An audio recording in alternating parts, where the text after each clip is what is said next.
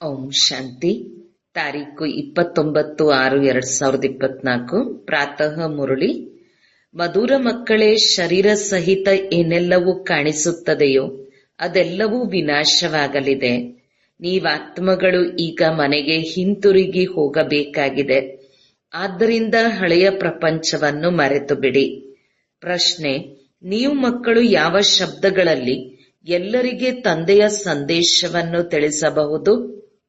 ಉತ್ತರ: ಎಲ್ಲರಿಗೆ ತಿಳಿಸಿ. ಬೇಹದ್ದಿನ ತಂದೆಯು ಬೇಹದ್ದಿನ ಆಸ್ತಿಯನ್ನು ನೀಡಲು ಬಂದಿದ್ದಾರೆ.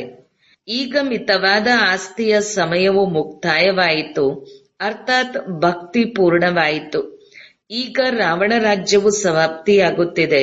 ನಿಮ್ಮನ್ನು ರಾವಣನ ಪಂಚವಿಕಾರಗಳ ಜೈಲಿನಿಂದ ಮುಕ್ತರನ್ನಾಗಿ ಮಾಡಲು ತಂದೆಯು ಬಂದಿದ್ದಾರೆ. ಇದು ಪುರುಷೋತ್ತಮ ಸಂಗಮ ಯುಗವಾಗಿದೆ. ಇದರಲ್ಲಿ ನೀವು ಪುರುಷಾರ್ಥ ಮಾಡಿ ದೈವಿ ಗುಣವಂತರಾಗಬೇಕು. ಕೇವಲ ಪುರುಷೋತ್ತಮ ಸಂಗಮ ಯುಗವನ್ನು ಅರಿತರೂ ಸಹ ಸ್ಥಿತಿಯು ಶ್ರೇಷ್ಠವಾಗಿ ಬಿಡುತ್ತದೆ. ಓಂ ಶಾಂತಿ. ಈಗ ಆತ್ಮೀಯ ಮಕ್ಕಳು ಏನು ಮಾಡುತ್ತಿದ್ದೀರಿ? ಅವ್ಯಭಿಚಾರಿ ನೆನಪಿನಲ್ಲಿ ಕುಳಿತಿದ್ದೀರಿ. ಇದು ಒಂದು ಅವ್ಯಭಿಚಾರಿ ನೆನಪಾಗಿದೆ. ಇನ್ನೊಂದು ವ್ಯಭಿಚಾರಿ ನೆನಪು. ಅವ್ಯಭಿಚಾರಿ ನೆನಪು ಅಥವಾ ಅವ್ಯಭಿಚಾರಿ ಭಕ್ತಿಯು ಮೊದಲು ಪ್ರಾರಂಭವಾದಾಗ ಎಲ್ಲರೂ ಶಿವನ ಪೂಜೆಯನ್ನೇ ಮಾಡುತ್ತಾರೆ. ಸರ್ವಶ್ರೇಷ್ಠ ಭಗವಂತ ಅವರೇ ಆಗಿದ್ದಾರೆ. ಅವರು ತಂದೆಯೂ ಆಗಿದ್ದಾರೆ, ಶಿಕ್ಷಕನೂ ಆಗಿದ್ದಾರೆ. ಓದಿಸುತ್ತಾರೆ. ಏನನ್ನು ಓದಿಸುತ್ತಾರೆ? ಮನುಷ್ಯರನ್ನು ದೇವತೆಗಳನ್ನಾಗಿ ಮಾಡುತ್ತಾರೆ. ದೇವತೆಗಳಿಂದ ಮನುಷ್ಯರಾಗಲು ನೀವು ಮಕ್ಕಳಿಗೆ 84 ಜನ್ಮಗಳು ಹಿಡಿಸಿದೆ ಮತ್ತು ಮನುಷ್ಯರಿಂದ ದೇವತೆಗಳಾಗಲು 1 ಸೆಕೆಂಡ್ ಸಾಕು. ಇದಂತೂ ಮಕ್ಕಳಿಗೆ ತಿಳಿದಿದೆ. ನಾವು ತಂದೆಯ ನೆನಪಿನಲ್ಲಿ ಕುಳಿತಿದ್ದೇವೆ. ಅವರು ನಮ್ಮ ಶಿಕ್ಷಕರೂ ಆಗಿದ್ದಾರೆ, ಸದ್ಗುರುವೂ ಆಗಿದ್ದಾರೆ. ಒಬ್ಬರ ನೆನಪಿನಲ್ಲಿ ಎಂದು ಯೋಗವನ್ನು ಕಲಿಸುತ್ತಾರೆ ಮತ್ತು ಸ್ವತಃ ತಿಳಿಸುತ್ತಾರೆ. ಹೇ ಆತ್ಮಗಳೇ, ಹೇ ಮಕ್ಕಳೇ, ದೇಹದ ಎಲ್ಲಾ ಸಂಬಂಧವನ್ನು ಬಿಡಿ. ಈಗ ಹಿಂತಿರುಗಿ ಹೋಗಬೇಕು. ಈಗ ಈ ಹಳೆಯ ಪ್ರಪಂಚವು ಬದಲಾಗುತ್ತಿದೆ ಮತ್ತು ಈಗ ಇಲ್ಲಿ ಇರುವಂತಿಲ್ಲ. ಹಳೆಯ ಪ್ರಪಂಚದ ವಿನಾಶಕ್ಕಾಗಿಯೇ ಈ ಅಣ್ವಸ್ತ್ರಗಳು ಮಾಡಿದ್ದಾರೆ. ಪ್ರಾಕೃತಿಕ ವಿಕೋಪಗಳು ಸಹ ಇದರಲ್ಲಿ ಸಹಯೋಗ ಕೊಡುತ್ತದೆ. ವಿನಾಶವಂತೂ ಅವಶ್ಯಕವಾಗಿ ಆಗುತ್ತದೆ. ನೀವು ಪುರುಷೋತ್ತಮ ಸಂಗಮ ಯುಗದಲ್ಲಿದ್ದೀರಿ. ನಾವೀಗ ಹಿಂತಿರುಗುತ್ತಿದ್ದೇವೆ ಎಂದು ಆತ್ಮಕ್ಕೆ ಗೊತ್ತಿದೆ. ಆದ್ದರಿಂದಲೇ ತಂದೆಯು ತಿಳಿಸುತ್ತಾರೆ, ಈ ಹಳೆಯ ಪ್ರಪಂಚ, ಈ ಹಳೆಯ ದೇಹವನ್ನು ಬಿಡಬೇಕು. ದೇಹದ ಸಹಿತ ಈ ಹಳೆಯ ಪ್ರಪಂಚದಲ್ಲಿ ಏನೆಲ್ಲವೂ ಕಾಣಿಸುವುದೋ ಇದೆಲ್ಲವೂ ವಿನಾಶವಾಗುವುದಿದೆ. ಶರೀರವೂ ಸಹ ಸಮಾಪ್ತಿಯಾಗುವುದು. ಈಗ ನಾವು ಆತ್ಮಗಳು ಮನೆಗೆ ಹಿಂತಿರುಗಿ ಹೋಗಬೇಕಾಗಿದೆ. ಹಿಂತಿರುಗಿ ಹೋಗದ ವಿನಃ ಹೊಸ ಪ್ರಪಂಚದಲ್ಲಿ ಬರಲು ಸಾಧ್ಯವಿಲ್ಲ. ಈಗ ನೀವು ಪುರುಷೋತ್ತಮರಾಗುವ ಪುರುಷಾರ್ಥ ಮಾಡುತ್ತಿದ್ದೀರಿ. ಈ ದೇವತೆಗಳು ಪುರುಷೋತ್ತಮರಾಗಿದ್ದಾರೆ. ಎಲ್ಲರಿಗಿಂತ ಶ್ರೇಷ್ಠಾತಿ ಶ್ರೇಷ್ಠ ನಿರಾಕಾರ ತಂದೆಯಾಗಿದ್ದಾರೆ. ಮತ್ತು ಮನುಷ್ಯ ಸೃಷ್ಟಿಯಲ್ಲಿ ಬಂದಾಗ ಇದರಲ್ಲಿ ದೇವತೆಗಳು ಶ್ರೇಷ್ಠರಾಗಿದ್ದಾರೆ. ಅವರು ಮನುಷ್ಯರೇ, ಆದರೆ ದೈವಿ ಗುಣ ಉಳ್ಳವರಾಗಿದ್ದಾರೆ. ಮತ್ತೆ ಅವರೇ ಆಸುರಿ ಗುಣ ಉಳ್ಳವರಾಗುತ್ತಾರೆ. ಈಗ ಮತ್ತೆ ಆಸುರಿ ಗುಣಗಳಿಂದ ದೈವಿ ಗುಣಗಳಲ್ಲಿ ಹೋಗಬೇಕು. ಸತ್ಯಯುಗದಲ್ಲಿ ಹೋಗಬೇಕಾಗಿದೆ. ಯಾರು? ನೀವು ಮಕ್ಕಳು. ಮಕ್ಕಳು ಓದುತ್ತಿದ್ದೀರಿ ಮತ್ತು ಅನ್ಯರಿಗೂ ಓದಿಸುತ್ತೀರಿ. ಕೇವಲ ತಂದೆಯ ಸಂದೇಶವನ್ನೇ ಕೊಡಬೇಕು. ಬೇಹದ್ದಿನ ತಂದೆಯು ಬೇಹದ್ದಿನ ಆಸ್ತಿಯನ್ನು ನೀಡಲು ಬಂದಿದ್ದಾರೆ. ಈಗ ಈ ಕ್ಷಣಿಕದ ಆಸ್ತಿಯು ಪೂರ್ಣವಾಗುತ್ತದೆ. ತಂದೆಯು ತಿಳುವಳಿಕೆ ನೀಡಿದ್ದಾರೆ. ಎಲ್ಲ ಮನುಷ್ಯರು ಪಂಚವಿಕಾರ ರೂಪಿ ರಾವಣನ ಜೈಲಿನಲ್ಲಿದ್ದಾರೆ. ಎಲ್ಲರೂ ದುಃಖವನ್ನೇ ಪಡೆಯುತ್ತಾರೆ. ಒಣ ರೊಟ್ಟಿ ಸಿಗುತ್ತದೆ. ತಂದೆಯು ಬಂದು ಎಲ್ಲರನ್ನೂ ರಾವಣನ ಜೈಲಿನಿಂದ ಬಿಡಿಸಿ ಸದಾ ಸುಖಿಯನ್ನಾಗಿ ಮಾಡುತ್ತಾರೆ. ತಂದೆಯ ವಿನಃ ಮನುಷ್ಯರನ್ನು ಮತ್ಯಾರು ದೇವತೆಗಳನ್ನಾಗಿ ಮಾಡಲು ಸಾಧ್ಯವಿಲ್ಲ. ಮನುಷ್ಯರಿಂದ ದೇವತೆಗಳಾಗಲು ತಾವಿಲ್ಲಿ ಕುಳಿತಿದ್ದೀರಿ. ಈಗ ಕಲಿಯುಗವಿದೆ. ಅನೇಕ ಧರ್ಮಗಳಾಗಿ ಬಿಟ್ಟಿವೆ. ನೀವು ಮಕ್ಕಳಿಗೆ ರಚಯಿತ ಮತ್ತು ರಚನೆಯ ಪರಿಚಯವನ್ನು ಸ್ವಯಂ ತಂದೆಯೇ ತಿಳಿಸುತ್ತಾರೆ. ನೀವು ಕೇವಲ ಈಶ್ವರ ಪರಮಾತ್ಮ ಎಂದು ಹೇಳುತ್ತಿದ್ದೀರಿ. ಅವರು ತಂದೆಯೂ ಆಗಿದ್ದಾರೆ, ಶಿಕ್ಷಕ, ಗುರುವೂ ಆಗಿದ್ದಾರೆಂದು ನಿಮಗೆ ತಿಳಿದಿರಲಿಲ್ಲ. ಅವರಿಗೆ ಸದ್ಗುರುವೆಂದು ಹೇಳಲಾಗುತ್ತದೆ. ಅಕಾಲ ಮೂರ್ತಿ ಎಂದು ಹೇಳುತ್ತಾರೆ. ನಿಮ್ಮನ್ನು ಆತ್ಮ ಮತ್ತು ಜೀವ ಎಂದು ಹೇಳಲಾಗುತ್ತದೆ. ಈ ಅಕಾಲ ಮೂರ್ತಿ ತಂದೆಯು ಈ ಶರೀರ ರೂಪಿ ಸಿಂಹಾಸನದಲ್ಲಿ ಕುಳಿತಿದ್ದಾರೆ. ಅವರು ಜನ್ಮ ಪಡೆಯುವುದಿಲ್ಲ ಅಂದಾಗ ಅಕಾಲ ಮೂರ್ತ ತಂದೆಯು ತಿಳಿಸಿಕೊಡುತ್ತಾರೆ. ತಂದೆಯು ತಿಳಿಸುತ್ತಾರೆ, ಮಕ್ಕಳೇ, ನನಗೆ ನನ್ನದೇ ಆದ ರಥವಿಲ್ಲ ಅಂದಾಗ ನೀವು ಮಕ್ಕಳನ್ನು ಹೇಗೆ ಪಾವನರನ್ನಾಗಿ ಮಾಡಲಿ? ನನಗೆ ರಥವಂತೂ ಬೇಕಲ್ಲವೇ? ಅಕಾಲ ಮೂರ್ತನಿಗೂ ಸಿಂಹಾಸನವೂ ಬೇಕು. ಅಕಾಲ ಸಿಂಹಾಸನವು ಮನುಷ್ಯರದೇ ಇರುತ್ತದೆ, ಮತ್ಯಾರದೂ ಅಲ್ಲ. ಪ್ರತಿಯೊಬ್ಬರಿಗೂ ಸಿಂಹಾಸನವೂ ಬೇಕು. ಅಕಾಲ ಮೂರತಾತ್ಮವು ಇಲ್ಲಿ ಭೃಕುಟಿಯಲ್ಲಿ ವಿರಾಜಮಾನವಾಗಿದೆ. ಅವರು ಎಲ್ಲರ ತಂದೆಯಾಗಿದ್ದಾರೆ. ಅವರಿಗೆ ಮಹಾಕಾಲನೆಂದು ಹೇಳಲಾಗುತ್ತದೆ. ಅವರು ಪುನರ್ಜನ್ಮದಲ್ಲಿ ಬರುವುದಿಲ್ಲ. ನೀವಾತ್ಮರು ಪುನರ್ಜನ್ಮದಲ್ಲಿ ಬರುತ್ತೀರಿ. ನಾನು ಕಲ್ಪದ ಸಂಗಮ ಯುಗದಲ್ಲಿ ಬರುತ್ತೇನೆ. ಭಕ್ತಿಗೆ ರಾತ್ರಿ, ಜ್ಞಾನಕ್ಕೆ ಹಗಲು ಎಂದು ಹೇಳಲಾಗುತ್ತದೆ. ಇದನ್ನು ಪಕ್ಕಾ ನೆನಪು ಮಾಡಿ. ಮುಖ್ಯವಾದ 2 ಮಾತುಗಳು ತಂದೆ ಮತ್ತು ಆಸ್ತಿ. ತಂದೆಯು ಬಂದು ರಾಜ್ಯಭಾಗ್ಯವನ್ನು ನೀಡುತ್ತಾರೆ ಮತ್ತು ಆ ರಾಜ್ಯಕ್ಕಾಗಿ ವಿದ್ಯೆಯನ್ನು ಓದಿಸುತ್ತಾರೆ. ಆದ್ದರಿಂದ ಇದಕ್ಕೆ ಪಾಠಶಾಲೆ ಎಂದು ಹೇಳಲಾಗುವುದು. ಭಗವಾನುವಾಚ, ಭಗವಂತನಂತೂ ನಿರಾಕಾರನಾಗಿದ್ದಾರೆ. ಅವರದು ಪಾತ್ರವಿರಬೇಕು.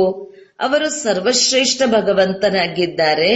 ಅವರನ್ನು ಎಲ್ಲರೂ ನೆನಪು ಮಾಡುತ್ತಾರೆ. ಅವರನ್ನು ಭಕ್ತಿ ಮಾರ್ಗದಲ್ಲಿ ನೆನಪು ಮಾಡದೇ ಇರುವಂತಹ ಮನುಷ್ಯರ್ಯಾರೂ ಇಲ್ಲ. ಎಲ್ಲರೂ ಹೃದಯಪೂರ್ವಕವಾಗಿ ಕರೆಯುತ್ತಾರೆ, ಹೇ ಭಗವಂತ, ಹೇ ಮುಕ್ತಿದಾತ, ಓ ಗಾಡ್ ಫಾದರ್. ಏಕೆಂದರೆ ಅವರು ಎಲ್ಲ ಆತ್ಮಗಳ ತಂದೆಯಾಗಿದ್ದಾರೆ. ಅವಶ್ಯಕವಾಗಿ ಬೇಹದ್ದಿನ ಸುಖವನ್ನೇ ಕೊಡುತ್ತಾರೆ. ಲೌಕಿಕ ತಂದೆಯು ಲೌಕಿಕ ಆಸ್ತಿಯನ್ನು ಕೊಡುತ್ತಾರೆ. ಯಾರಿಗೂ ಗೊತ್ತಿಲ್ಲ ಈಗ ತಂದೆಯು ಬಂದಿದ್ದಾರೆ. ತಿಳಿಸುತ್ತಾರೆ, ಮಕ್ಕಳೇ, ಮತ್ತೆಲ್ಲ ಸಂಘವನ್ನು ಬಿಟ್ಟು ಒಬ್ಬ ತಂದೆಯಾದ ನನ್ನನ್ನು ನೆನಪು ಮಾಡಿ. ಮತ್ತು ಇದನ್ನು ತಂದೆಯು ತಿಳಿಸಿದ್ದಾರೆ, ನೀವು ದೇವಿ ದೇವತೆಗಳು ಹೊಸ ಪ್ರಪಂಚದಲ್ಲಿರುತ್ತೀರಿ. ಅಲ್ಲಂತೂ ಅಪಾರ ಸುಖವಿರುತ್ತದೆ. ಆ ಸುಖದ ಅಂತ್ಯವನ್ನು ತಿಳಿಯಲಾಗದು. ಹೊಸ ಮನೆಯಲ್ಲಿ ಸದಾ ಸುಖವಿರುತ್ತದೆ, ಹಳೆಯದರಲ್ಲಿ ದುಃಖವಿರುತ್ತದೆ. ಹಳೆಯ ಮನೆಯಲ್ಲಿ ದುಃಖವಿರುತ್ತದೆ. ಆದ್ದರಿಂದಲೇ ತಂದೆಯು ಮಕ್ಕಳಿಗಾಗಿ ಹೊಸ ಮನೆಯನ್ನು ಕಟ್ಟಿಸುತ್ತಾರೆ. ಮಕ್ಕಳ ಬುದ್ಧಿಯೋಗವು ಹೊಸ ಮನೆಯ ಕಡೆ ಹೊರಟು ಹೋಗುತ್ತದೆ. ಅದಂತೂ ಅಲ್ಪಕಾಲದ ಮಾತಾಯಿತು. ಅಲ್ಲಿ ತಂದೆಯು ಬೇಹದ್ದಿನ ಹೊಸ ಪ್ರಪಂಚವನ್ನು ಸ್ಥಾಪನೆ ಮಾಡುತ್ತಿದ್ದಾರೆ. ಹಳೆಯ ಪ್ರಪಂಚದಲ್ಲಿ ಏನೆಲ್ಲವನ್ನು ನೋಡುತ್ತಿದ್ದೀರೋ ಅದೆಲ್ಲವೂ ಸ್ಮಶಾನವಾಗಲಿದೆ. ಈಗ ಸತ್ಯಯುಗವು ಸ್ಥಾಪನೆಯಾಗುತ್ತಿದೆ. ನೀವು ಸಂಗಮ ಯುಗದಲ್ಲಿದ್ದೀರಿ.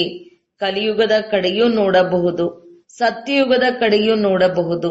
ನೀವು ಸಂಗಮ ಯುಗದಲ್ಲಿ ಎಲ್ಲವನ್ನೂ ಸಾಕ್ಷಿಯಾಗಿ ನೋಡುತ್ತೀರಿ.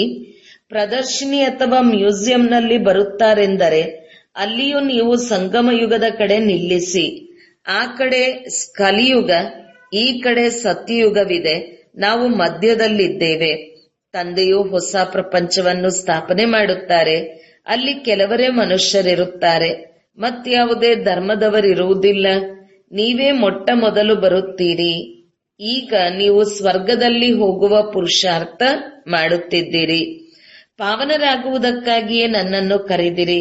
ಹೇ ತಂದೆಯೇ, ನಮ್ಮನ್ನು ಪಾವನರನ್ನಾಗಿ ಮಾಡಿ ಪಾವನ ಪ್ರಪಂಚದಲ್ಲಿ ಕರೆದುಕೊಂಡು ಹೋಗಿ, ಶಾಂತಿಧಾಮಕ್ಕೆ ಕರೆದುಕೊಂಡು ಹೋಗಿ ಎಂದು ಹೇಳುವುದಿಲ್ಲ. ಪರಂಧಾಮಕ್ಕೆ ಮಧುರ ಮನೆ ಎಂದು ಹೇಳಲಾಗುತ್ತದೆ. ಈಗ ನಾವು ಮನೆಗೆ ಹೋಗಬೇಕಾಗಿದೆ. ಅದಕ್ಕೆ ಮುಕ್ತಿಧಾಮವೆಂದು ಹೇಳಲಾಗುತ್ತದೆ. ಅದಕ್ಕಾಗಿಯೇ ಸನ್ಯಾಸಿಗಳು ಶಿಕ್ಷಣ ಕೊಡುತ್ತಾರೆ. ಅವರು ಸುಖಧಾಮದ ಜ್ಞಾನವನ್ನು ತಿಳಿಸಲು ಸಾಧ್ಯವಿಲ್ಲ. ನಿವೃತ್ತಿ ಮಾರ್ಗದವರಾಗಿದ್ದಾರೆ. ಯಾವ ಯಾವ ಧರ್ಮದವರು ಯಾವಾಗ ಬರುತ್ತಾರೆಂದು ನಿಮಗೆ ತಿಳಿಸಲಾಗಿದೆ. ಮನುಷ್ಯ ಸೃಷ್ಟಿರೂಪಿ ವೃಕ್ಷದಲ್ಲಿ ಮೊಟ್ಟ ಮೊದಲ ಅಡಿಪಾಯವೇ ನಿಮ್ಮದಾಗಿದೆ. ಬೀಜಕ್ಕೆ ವೃಕ್ಷಪತಿ ಎಂದು ಹೇಳಲಾಗುತ್ತದೆ. ತಂದೆಯು ತಿಳಿಸುತ್ತಾರೆ, ನಾನು ವೃಕ್ಷಪತಿ ಮೇಲೆ ನಿವಾಸ ಮಾಡುತ್ತೇನೆ. ಯಾವಾಗ ವೃಕ್ಷವು ಜರ್ಜಡೀಭೂತವಾಗುತ್ತದೆಯೋ ಆಗ ನಾನು ದೇವಿ ದೇವತಾ ಧರ್ಮವನ್ನು ಸ್ಥಾಪನೆ ಮಾಡಲು ಬರುತ್ತೇನೆ. ಆಲದ ಮರವು ಬಹಳ ವಿಚಿತ್ರವಾದ ವೃಕ್ಷವಾಗಿದೆ. ಅದಕ್ಕೆ ಬುಡ ಅರ್ಥಾತ್ ಬುನಾದಿ ಇಲ್ಲ. ಉಳಿದೆಲ್ಲ ವೃಕ್ಷವು ನಿಂತಿದೆ. ಹಾಗೆಯೇ ಈ ಬೇಹದ್ದಿನ ವೃಕ್ಷದಲ್ಲಿ ಆದಿ ಸನಾತನ ದೇವಿ ದೇವತಾ ಧರ್ಮವಿಲ್ಲ. ಉಳಿದೆಲ್ಲ ರೆಂಬೆ ಕೊಂಬೆಗಳು ಅರ್ಥಾತ್ ಧರ್ಮಗಳು ನಿಂತಿವೆ. ನೀವು ಮೂಲವತನ ನಿವಾಸಿಗಳಾಗಿದ್ದೀರಿ. ನೀವು ಪಾತ್ರವನ್ನು ಅಭಿನಯಿಸಲು ಬಂದಿದ್ದೀರಿ. ನೀವು ಮಕ್ಕಳು ಸರ್ವತೋಮುಖ ಪಾತ್ರವನ್ನು ಅಭಿನಯಿಸುವವರಾಗಿದ್ದೀರಿ. ಆದ್ದರಿಂದ ನಿಮ್ಮದು ಗರಿಷ್ಠ 84 ಜನ್ಮಗಳು, ಕನಿಷ್ಠ 1 ಜನ್ಮವಾಗಿದೆ. ಮನುಷ್ಯರು 84 ಲಕ್ಷ ಜನ್ಮಗಳೆಂದು ಹೇಳಿಬಿಡುತ್ತಾರೆ. ಅದನ್ನು ಯಾರಿಗೆ ಎಂಬುದನ್ನು ತಿಳಿದುಕೊಳ್ಳುವುದಿಲ್ಲ. ತಂದೆಯು ಬಂದು ಮಕ್ಕಳಿಗೆ ತಿಳಿಸುತ್ತಾರೆ, ನೀವು 84 ಜನ್ಮಗಳನ್ನು ಪಡೆದುಕೊಳ್ಳುತ್ತೀರಿ. ಮೊಟ್ಟ ಮೊದಲು ನನ್ನಿಂದ ಅಗಲುತ್ತೀರಿ. ಸತ್ಯಯುಗಿ ದೇವತೆಗಳೇ ಮೊದಲು ಇರುತ್ತಾರೆ.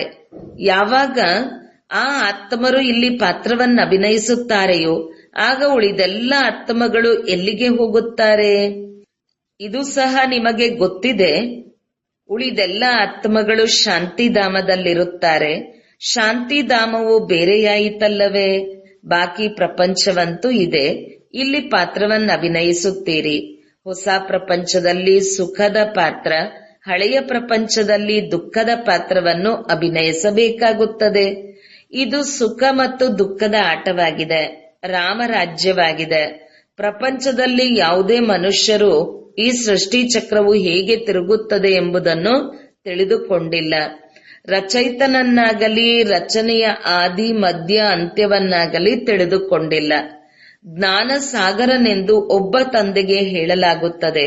ರಚಯಿತ ಮತ್ತು ರಚನೆಯ ಆದಿ ಮಧ್ಯ ಅಂತ್ಯದ ಜ್ಞಾನವು ಯಾವುದೇ ಶಾಸ್ತ್ರಗಳಲ್ಲಿಯೂ ಇಲ್ಲ. ನಾನು ನಿಮಗೆ ತಿಳಿಸುತ್ತೇನೆ, ನಂತರ ಇದು ಪ್ರಾಯಲೋಪವಾಗಿ ಬಿಡುತ್ತದೆ. ಸತ್ಯಯುಗದಲ್ಲಿ ನಿಮಗೆ ಈ ಜ್ಞಾನ ಇರುವುದಿಲ್ಲ. ಭಾರತದ್ದೇ ಪ್ರಾಚೀನ ಸಹಜ ರಾಜಯೋಗವೆಂದು ಗಾಯನವಿದೆ. ಗೀತೆಯಲ್ಲಿಯೂ ರಾಜಯೋಗದ ಹೆಸರು ಬರುತ್ತದೆ. ತಂದೆಯು ನಿಮಗೆ ರಾಜಯೋಗವನ್ನು ಕಲಿಸಿ ರಾಜ್ಯ ಪದವಿಯ ಆಸ್ತಿಯನ್ನು ಕೊಡುತ್ತಾರೆ. ರಚನೆಯಿಂದ ಆಸ್ತಿಯು ಸಿಗುವುದಿಲ್ಲ. ರಚಯಿತ ತಂದೆಯಿಂದಲೇ ಆಸ್ತಿಯು ಸಿಗುತ್ತದೆ. ಪ್ರತಿಯೊಬ್ಬ ಮನುಷ್ಯರು ರಚಯಿತನಾಗಿದ್ದಾರೆ. ಅವರು ತಮ್ಮ ಮಕ್ಕಳನ್ನು ರಚಿಸುತ್ತಾರೆ. ಆದರೆ ಅವರು ಸೀಮಿತವಾದ ಬ್ರಹ್ಮ, ಇವರು ಬೇಹದ್ದಿನ ಬ್ರಹ್ಮ ಆಗಿದ್ದಾರೆ. ಅವರು ಲೌಕಿಕ ತಂದೆಯಾಗಿದ್ದಾರೆ. ಇವರು ನಿರಾಕಾರ ಆತ್ಮಗಳ ಪಿತನಾಗಿದ್ದಾರೆ ಮತ್ತು ಇವರು ಪ್ರಜಾಪಿತನಾಗಿದ್ದಾರೆ. ಪ್ರಜಾಪಿತನು ಯಾವಾಗ ಬೇಕು? ಸತ್ಯಯುಗದಲ್ಲಿಯೇ ಅಲ್ಲ, ಪುರುಷೋತ್ತಮ ಸಂಗಮ ಯುಗದಲ್ಲಿ ಪ್ರಜಾಪಿತನು ಬೇಕು. ಸತ್ಯಯುಗವು ಯಾವಾಗ ಸ್ಥಾಪನೆಯಾಗುತ್ತದೆ ಎಂದು ಸಹ ಮನುಷ್ಯರಿಗೆ ತಿಳಿದಿಲ್ಲ. ಅವರು ಸತ್ಯಯುಗ ಕಲಿಯುಗಕ್ಕೆ ಲಕ್ಷಾಂತರ ವರ್ಷಗಳೆಂದು ಹೇಳಿಬಿಟ್ಟಿದ್ದಾರೆ. ತಂದೆಯು ತಿಳಿಸುತ್ತಾರೆ, ಒಂದು ಯುಗಕ್ಕೆ 1250 ವರ್ಷಗಳಿರುತ್ತವೆ. ಈ ಜನ್ಮಗಳದ್ದು ಲೆಕ್ಕಾಚಾರ ಬೇಕಲ್ಲವೇ? ಏಣಿಯ ಲೆಕ್ಕವೂ ಬೇಕಲ್ಲವೇ? ನಾವು ಹೇಗೆ ಇಳಿಯುತ್ತೇವೆ? ಮೊಟ್ಟ ಮೊದಲು ಬುನಾದಿಯು ದೇವಿ ದೇವತೆಗಳಾಗಿದ್ದಾರೆ. ಅವರ ನಂತರ ಇಸ್ಲಾಮಿ ಬೌದ್ಧಿಯರು ಬರುತ್ತಾರೆ. ಹೀಗೆ ತಂದೆಯು ವೃಕ್ಷದ ರಹಸ್ಯವನ್ನು ತಿಳಿಸಿದ್ದಾರೆ. ತಂದೆಯ ವಿನಃ ಮತ್ಯಾರು ತಿಳಿಸಲು ಸಾಧ್ಯವಿಲ್ಲ. ಈ ಚಿತ್ರಗಳನ್ನು ಯಾರು ರಚಿಸಿದರು, ಯಾರು ಕಲಿಸಿದರು ಎಂದು ನಿಮ್ಮನ್ನು ಕೇಳುತ್ತಾರೆ. ಆಗ ತಿಳಿಸಿ, ತಂದೆಯು ನಮಗೆ ಧ್ಯಾನದಲ್ಲಿ ತೋರಿಸಿದರು. ನಂತರ ನಾವು ಇಲ್ಲಿ ಬಂದು ಅದನ್ನು ರಚಿಸುತ್ತೇವೆ. ಮತ್ತೆ ತಂದೆಯೇ ಈ ರಥದಲ್ಲಿ ಬಂದು ಅದನ್ನು ಹೀಗೀಗೆ ಮಾಡಿ ಎಂದು ಸರಿಪಡಿಸುತ್ತಾರೆ. ತಾವೇ ತಿದ್ದುಪಡಿ ಮಾಡುತ್ತಾರೆ. ಕೃಷ್ಣನಿಗೆ ಶ್ಯಾಮ ಸುಂದರನೆಂದು ಹೇಳುತ್ತಾರೆ. ಆದರೆ ಏಕೆ ಹೇಳಲಾಗುತ್ತದೆ ಎಂಬುದನ್ನು ಮನುಷ್ಯರು ತಿಳಿದಿಲ್ಲ. ವೈಕುಂಠದ ಮಾಲೀಕನಾಗಿದ್ದಾಗ ಸುಂದರನಾಗಿದ್ದ, ಹಳ್ಳಿಯ ಪೂರನಾದಾಗ ಶ್ಯಾಮನಾದನು. ಆದುದರಿಂದ ಶ್ಯಾಮ ಸುಂದರನೆಂದು ಹೇಳುತ್ತಾರೆ. ಕೃಷ್ಣನೇ ಮೊದಲು ಬರುತ್ತಾನೆ. ತತತ್ವಂ. ಈ ಲಕ್ಷ್ಮೀನಾರಾಯಣರ ರಾಜ್ಯಭಾರವು ನಡೆಯುತ್ತದೆ. ಆದಿ ಸನಾತನ ದೇವಿ ದೇವತಾ ಧರ್ಮದ ಸ್ಥಾಪನೆ ಯಾರು ಮಾಡುತ್ತಾರೆಂಬುದು ಗೊತ್ತಿಲ್ಲ. ಭಾರತವನ್ನು ಸಹ ಮರೆತು ಹಿಂದೂಸ್ತಾನ ನಿವಾಸಿಗಳು ಹಿಂದೂಗಳೆಂದು ಹೇಳುತ್ತಾರೆ. ನಾನು ಭಾರತದಲ್ಲಿಯೇ ಬರುತ್ತೇನೆ. ಭಾರತದಲ್ಲಿ ಯಾವ ದೇವಿ ದೇವತೆಗಳ ರಾಜ್ಯವಿತ್ತೋ ಅದು ಈಗ ಪ್ರಾಯಲೋಪವಾಗಿ ಬಿಟ್ಟಿದೆ. ನಾನು ಅದನ್ನು ಪುನಃ ಸ್ಥಾಪನೆ ಮಾಡಲು ಬರುತ್ತೇನೆ. ಮೊಟ್ಟ ಮೊದಲನೆಯದೇ ಆದಿ ಸನಾತನ ದೇವಿ ದೇವತಾ ಧರ್ಮವಾಗಿದೆ. ಈ ವೃಕ್ಷವು ವೃದ್ಧಿ ಹೊಂದುತ್ತಾ ಹೋಗುತ್ತದೆ. ಹೊಸ ಹೊಸ ಎಲೆಗಳು, ಮಠಪಂಥಗಳು ಕೊನೆಯಲ್ಲಿ ಬರುತ್ತವೆ ಅಂದಾಗ ಅವುಗಳಿಂದಲೂ ವೃಕ್ಷವು ಶೋಭೆಯಾಗಿ ಬಿಡುತ್ತದೆ. ನಂತರ ಅಂತಿಮದಲ್ಲಿ ಯಾವಾಗ ಇಡೀ ವೃಕ್ಷವು ಜರ್ಜಡೀಭೂತ ಸ್ಥಿತಿ ಹೊಂದುತ್ತದೆಯೋ ಆಗ ನಾನು ಮತ್ತೆ ಬರುತ್ತೇನೆ. ಯದಾ ಯದಾ ಹಿ ಧರ್ಮಸ್ಯ ಗ್ಲಾನಿರ್ಭವತಿ ಭಾರತ. ಆತ್ಮವು ತನ್ನನ್ನು ತಿಳಿದುಕೊಂಡಿಲ್ಲ, ತಂದೆಯನ್ನು ತಿಳಿದುಕೊಂಡಿಲ್ಲ. ತಮಗೂ ನಿಂದನೆ ಮಾಡಿಕೊಳ್ಳುತ್ತಾರೆ, ತಂದೆಗೂ ಮತ್ತು ದೇವತೆಗಳಿಗೂ ನಿಂದನೆ ಮಾಡುತ್ತಿರುತ್ತಾರೆ. ತಮೋ ಪ್ರಧಾನ ತಿಳುವಳಿಕೆ ಹೀನರಾದಾಗ ನಾನು ಬರುತ್ತೇನೆ. ಪತೀತ ಪ್ರಪಂಚದಲ್ಲಿ ಬರಬೇಕಾಗುತ್ತದೆ. ನೀವು ಮನುಷ್ಯರಿಗೆ ಜೀವದಾನ ಮಾಡುವಿರಿ ಎಂದರೆ ಮನುಷ್ಯರಿಂದ ದೇವತೆಗಳನ್ನಾಗಿ ಮಾಡುವಿರಿ. ಎಲ್ಲಾ ದುಃಖಗಳಿಂದ ಅರ್ಧಕಲ್ಪಕ್ಕಾಗಿ ದೂರ ಮಾಡಿಬಿಡುತ್ತೀರಿ. ವಂದೇ ಮಾತರಂ ಎಂದು ಗಾಯನ ಇದೆಯಲ್ಲವೇ? ಯಾವ ಮಾತೆಯರು ಯಾರ ವಂದನೆ ಮಾಡುತ್ತಾರೆ? ನೀವು ಮಾತೆಯರಾಗಿದ್ದೀರಿ. ಇಡೀ ಸೃಷ್ಟಿಯನ್ನು ಸ್ವರ್ಗವನ್ನಾಗಿ ಮಾಡುತ್ತೀರಿ. ಬಲೆ ಪುರುಷರು ಇದ್ದಾರೆ, ಆದರೆ ಮೆಜಾರಿಟಿ ಮಾತೆಯರದೇ. ಆದ್ದರಿಂದ ತಂದೆಯು ಮಾತೆಯರ ಮಹಿಮೆ ಮಾಡುತ್ತಾರೆ. ತಂದೆಯು ಬಂದು ನಿಮ್ಮನ್ನು ಇಷ್ಟೊಂದು ಮಹಿಮೆಗೆ ಯೋಗ್ಯರನ್ನಾಗಿ ಮಾಡುತ್ತಾರೆ. ಒಳ್ಳೆಯದು. ಮಧುರಾತಿ ಮಧುರ ಅಗಲಿ ಮರಳಿ ಸಿಕ್ಕಿರುವಂತಹ ಮಕ್ಕಳಿಗೆ ಪ್ರೀತಿಯ ಮಾತಪಿತಾ ಬಾಪ್ ದಾದಾರವರ ನೆನಪು, ಪ್ರೀತಿ ಹಾಗೂ ಸುಪ್ರಭಾತ. ಆತ್ಮೀಯ ಮಕ್ಕಳಿಗೆ ಆತ್ಮೀಯ ತಂದೆಯ ನಮಸ್ತೆ. ಧಾರಣೆಗಾಗಿ ಮುಖ್ಯ ಸಾರ. 1. ಅಪಾರ ಸುಖದ ಪ್ರಪಂಚಕ್ಕೆ ಹೋಗುವುದಕ್ಕಾಗಿ ಸಂಗಮದಲ್ಲಿ ನಿಲ್ಲಬೇಕು.